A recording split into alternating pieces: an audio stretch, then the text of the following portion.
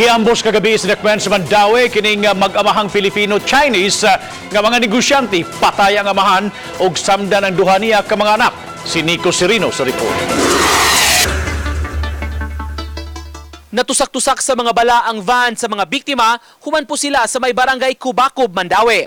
Giila sila nga si Yifeng Guoyang ang amahan ug mga anak ni ini nga sila si Gina Bell 18 ug Stephen 16. Gikan sa ilang negosyo sa Konsolasyon, pauli na unta sila dihang may miabot nga upat ka mga lalaki sa duha ka motor.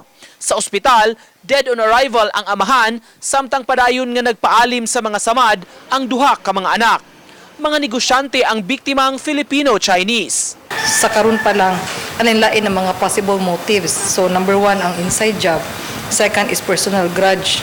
And third is ang atoang mga possible na basin o robbery ang ilahang motibo sa pagpatay. May helmet sa suspect nga nahabilin sa crime scene. Padayon pa nga giila ang mga suspitsado nga giingong migamit og 45 ug 9mm nga armas base sa mga kabhang sa bala nga nakuha. Dako og posibilidad nga kanigitail ni sila, gisundan ni sila kung diin gikan or basig nakuan na sad pod kanang nakuha na gyud ang ilahang mga ruta sa pagkuan sa papadong og pulis, so posibleng giatngan sad po na siya.